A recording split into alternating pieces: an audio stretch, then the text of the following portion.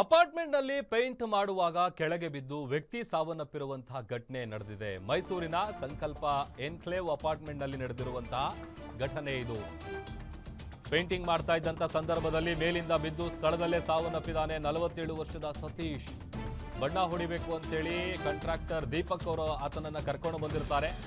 ಈಗ ದೀಪಕ್ ಮೇಲೆ ಗಂಭೀರ ಆರೋಪವನ್ನ ಮೃತನ ಸಂಬಂಧಿಕರು ಮಾಡ್ತಾ ಇದ್ದಾರೆ.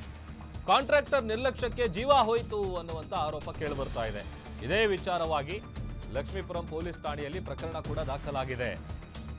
ಅಪಾರ್ಟ್ಮೆಂಟ್ನಲ್ಲಿ ಪೇಂಟಿಂಗ್ ಮಾಡಿಸುವಂತ ಸಂದರ್ಭದಲ್ಲಿ ಆ ಕಾಂಟ್ರಾಕ್ಟರ್ ಏನು ಕರ್ಕೊಂಡು ಬಂದಿರ್ತಾರೆ, ಅವರ ನಿರ್ಲಕ್ಷ್ಯದಿಂದನೇ ಈಗ ಜೀವ ಹೋಗಿರೋದು ಅಂತೇಳಿ ಮೃತನ ಸಂಬಂಧಿಕರು ಆರೋಪವನ್ನ ಮಾಡ್ತಾ ಇದ್ದಾರೆ. ಮೈಸೂರಿನ ಸಂಕಲ್ಪ ಎನ್ಕ್ಲೇವ್ ಅಪಾರ್ಟ್ಮೆಂಟ್ನಲ್ಲಿ ನಡೆದಿರುವಂತಹ ಘಟನೆ ಇದು. 47 ವರ್ಷದ ಸತೀಶ್ ಮೇಲಿಂದ ಕೆಳಗೆ ಬಿದ್ದು ಸಾವನ್ನಪ್ಪಿದ್ದಾರೆ. ದೃಶ್ಯದಲ್ಲಿ ಗಮನಿಸ್ತಾ ಇದೀವಿ ನೋಡಿ.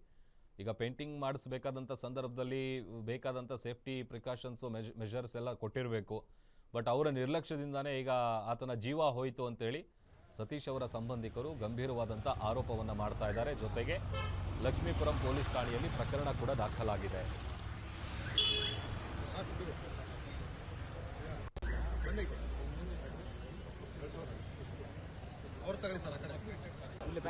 ಒಂದ್ ಕಡೆ CCTV ಫುಟೇಜ್ ಅನ್ನ ಗಮನಿಸ್ತಾ ಇದೀವಿ, ಮತ್ತೊಂದ್ ಕಡೆ ಸಂಕಲ್ಪ ಎನ್ಕ್ಲೇವ್ ಅಪಾರ್ಟ್ಮೆಂಟ್ ಏನಿದೆ, ಇದೇ ಅಪಾರ್ಟ್ಮೆಂಟ್ ನಲ್ಲಿ ಘಟನೆ ನಡೆದಿರುವಂತದ್ದು. 47 ವರ್ಷದ ಸತೀಶ್ ಏನಿದ್ದಾನೆ, ಆತ ದೀಪಕ್ ಅನ್ನುವಂತ ಕಾಂಟ್ರಾಕ್ಟರ್ ಅವ್ರನ್ನ ಕರ್ಕೊಂಡು ಬಂದಿರ್ತಾರೆ. ಕೆಲಸ ಮಾಡ್ತಾ ಇದ್ದಂಥ ಸಂದರ್ಭದಲ್ಲಿ ನೋಡಿ, ಆತ ಅದೇನು ಹಗ್ಗ ಕಟ್ಕೊಂಡು ಪೇಂಟಿಂಗ್ ಮಾಡ್ತಾ ಇರ್ತಾರಲ್ಲ, ಆ ಪೇಂಟಿಂಗ್ ಡಬ್ಬ, ಬ್ರಷು, ಹಗ್ಗ ಅದರ ಸಮೇತನೇ ಆತ ಮೇಲಿಂದ ಕೆಳಗೆ ಬಿದ್ದಿರೋದು.